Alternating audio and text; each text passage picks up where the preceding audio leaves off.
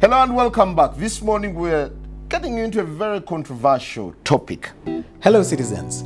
This is the second video in my two-part series about bathrooms in movies and video games. In the last video, the link to which you'll find in the description, I discussed portrayals of urination and defecation. In this video, I'll be discussing other aspects of bathrooms, which would involve some sensitive topics like drug abuse, murder, suicide, self-harm, sexual assault, etc. Well, that's it for me. I'm canceled. And they will be accompanied by clips from relevant movies, TV shows, video games, all of them works of fiction and not necessarily explicit, but still they might be considered sensitive by some viewers. So this is the notice of viewer discretion. Let's begin.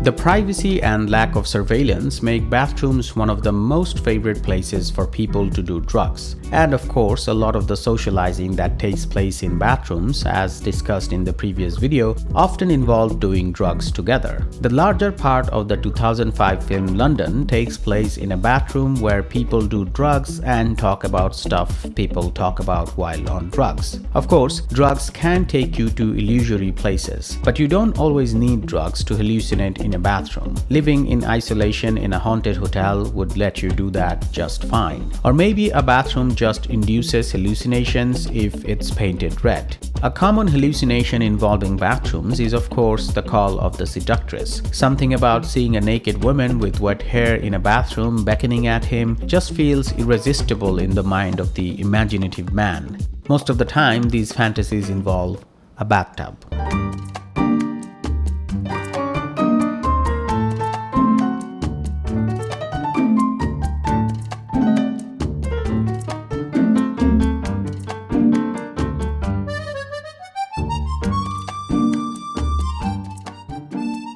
There is something special about being half submerged in a bathtub in the serenity of a quiet bathroom that makes one feel genuinely relaxed and allows them to really ponder and self-reflect. The slightly unnatural weightlessness one feels while in a bathtub perhaps helps their mind open up in a way that's almost impossible anywhere else in modern life. Famously, screenwriter Dalton Trumbo utilized this opportunity provided by the bathtub to its fullest. A very common sight in scenes involving bathtubs is the total submersion. The experience of deliberate drowning, though initially feels overwhelming, but once one learns to get a hold on it and calm down, can provide a sense of traveling to a different plane of existence for a temporary period. Which is why, in a lot of movies, such submersion works as a gateway to flashback of old days or some kind of a surreal dream, romantic fantasy, or haunting nightmare.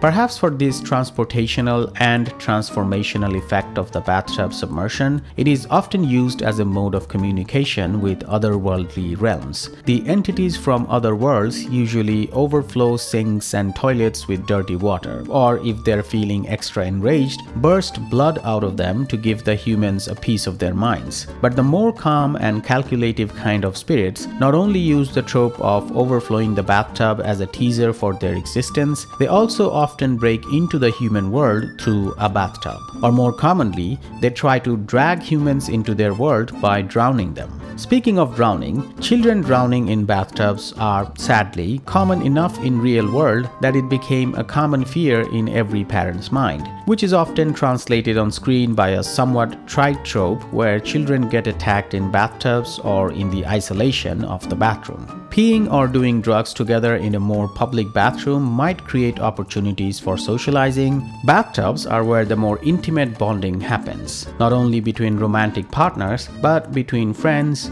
parents and children, siblings, both young and old, and even between unusual friends. Again, the soothing effect of relaxing on a bathtub opens up a portal for calm, considerate, reflective mutual epiphanies that deepens relationships, no matter of what kind. I don't ever want to see that on the screen again. Just like bathtubs could breathe new life into all kinds of relationships, it is also a common place for losing lives. The drowning opportunity of the bathtub makes it a top choice for murderers to commit their act, especially since bathtubs provide a greater potential to make it seem like an accident, or especially a suicide, since bathtubs have become almost a cultural icon for a place of unaliving oneself. Found a body, a thin guy in a suit. Being a cramped, contained space with lesser chances of spilling over, bathtubs are preferred by murderers of more gruesome types to quote-unquote process their victims, primarily to destroy evidence and culpability so that they can get away with it. Oftentimes, professionals use some kind of corrosive chemical to melt the bodies down to oblivion, which I haven't ever seen a successful example of. If you know of any, please mention in the comments. While the bathtubs make the messy act of unaliving more manageable for the perpetrator, bathrooms in general are often the #1 place to keep abductees. The claustrophobic nature of them, the lack of traditional furniture or many decorative elements, and the rather unusual lighting of bathrooms create a surreal atmosphere within them that could easily make the victims of abduction psychologically vulnerable. Not to mention, bathrooms where abductees are kept and tortured are never hygienic in any way, adding another layer of psychological pressure on the prisoner, as seen in the movie Prisoners, for example. This psychological discomfort that the uncanniness of bathrooms brings is why they are very common in horror movies and especially horror video games. You'd find it very difficult, if not outright impossible, to find a horror game that doesn't have a bathroom. Most of the times, the horror game bathroom is poorly lit, maybe a light's flickering somewhere. It's almost always dirty, disheveled, broken, or in an unusable state, as if visually representing the state of the world of the game, which in horror games cases is almost 100% of the times pure shit. Often there's blood, dead bodies, or sign of struggle, and sometimes there are monsters lurking. More importantly, most horror game bathrooms hide highly beneficial or quest-critical items, a lot of times piled under shit that would really test the player character's willpower. Oh, forget it. This is way too gross.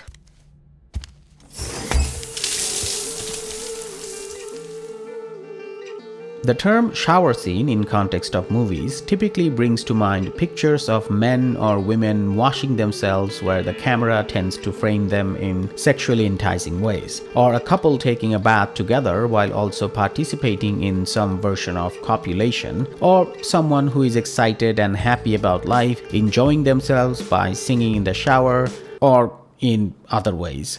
For fuck's sake. Isn't anything private anymore? But while researching for this video, I actually found out that solo shower scenes that solely exist to sexually entice are common only in certain exploitation genres. They are somewhat a rarity in more story-driven films. In these films, a shower scene often takes place after a character goes through a point of no return, a life-changing event, in most cases the event being a murder or something related to death. By scrubbing off and washing the past down the drain, the shower scene is where characters sort of self-baptize in order to prepare themselves to face the new reality of their life that begins the moment they step out of the shower. Unfortunately, despite the interactivity and player agency that come with the medium, or perhaps because of it, video game showers have not evolved beyond simply using it as a means to titillate the predominantly male audience. David Cage is undoubtedly the undisputed champion in this area. Hi, my name is David Cage.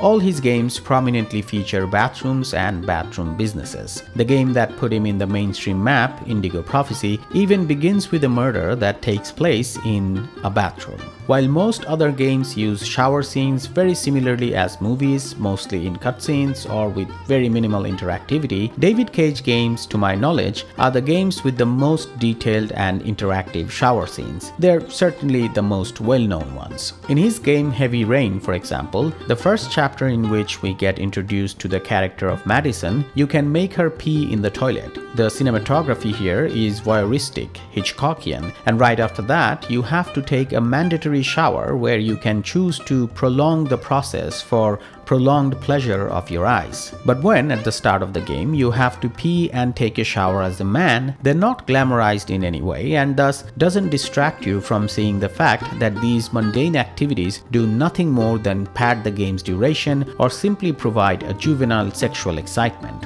While unlike video games, movies that actually try to tell stories tend to use shower scenes in more meaningful ways, weirdly still, it's very common for women to get attacked and or killed while taking a shower or a bath fully naked in movies of all types. Even non-human creatures and supernatural forces somehow decide to attack and kill women specifically during these times. Although these attacks are usually presented with a tone of seriousness, the quite overt sexual undertone in the way most of these scenes of violating naked women are presented has weirdly disturbing implications about male sexual fantasy that gives us a lot to think about. The fact that most of these scenes, no matter how sincerely presented, have an underlying quote-unquote commercial intention of appealing to the male gaze is especially noticeable, seeing that, in contrast, scenes of men getting attacked in similar ways are much more rare, done for mostly comedic purposes, or in general, whenever men get attacked or killed in bathrooms, they are fully clothed, and the choice of shots are very different. On the other hand, portrayal of men getting sexually assaulted in the shower by other men can be found in movies like American History X, which is kind of a rare example of this being portrayed with the degree of seriousness that it deserves. But keeping in line with how sexual assault on men are generally handled in Hollywood movies, the assault in the shower is also presented in light-hearted comedic ways in most of them.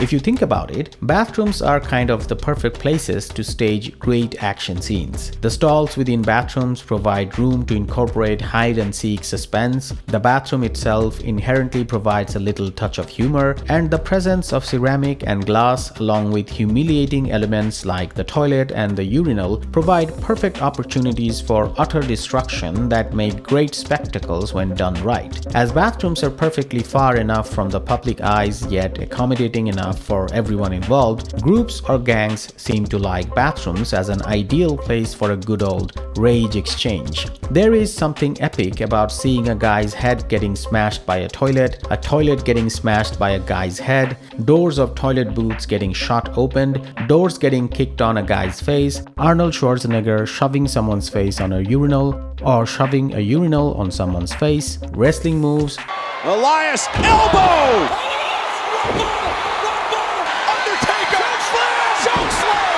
Backbreaker! Or just total destruction of bathrooms, even in context of non-action scenes.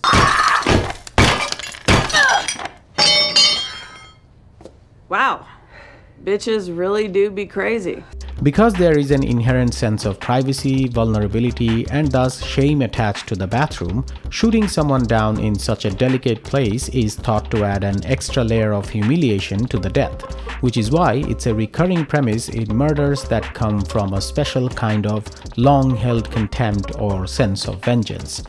Video games, with their interactivity and ever-present persuasion of dark humor, often contain a similar setup to hit guys while they're helplessly sitting on the toilet. A lot.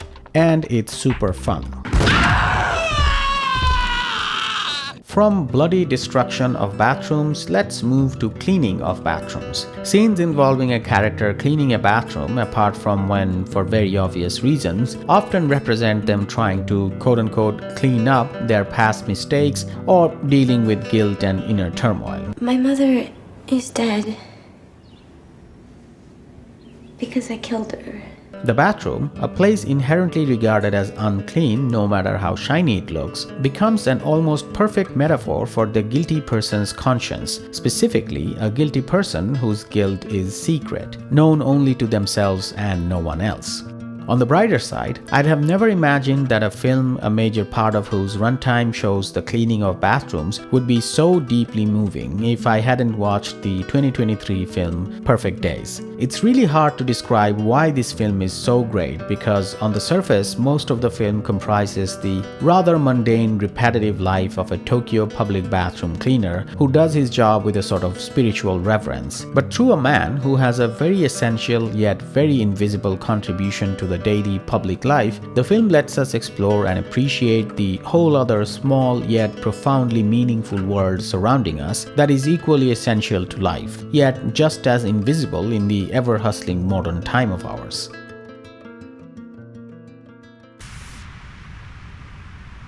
Damn, I'm looking good.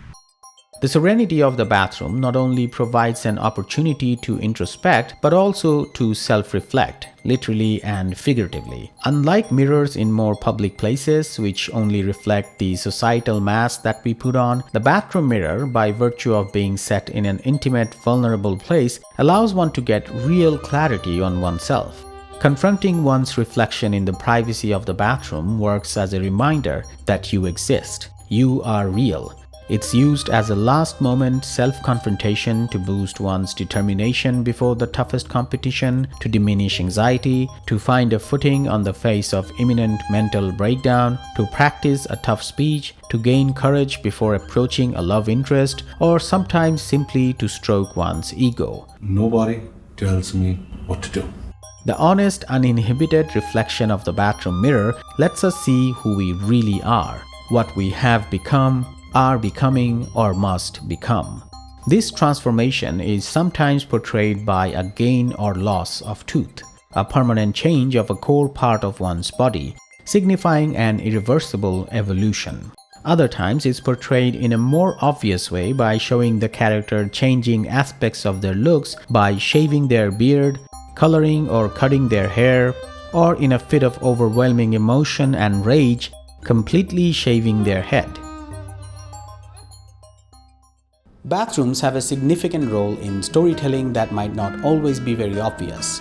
Because it's so integral to our daily lives, we don't often stop to notice the visually distinguished, dreamlike nature of the place and the malleable concept that this place is.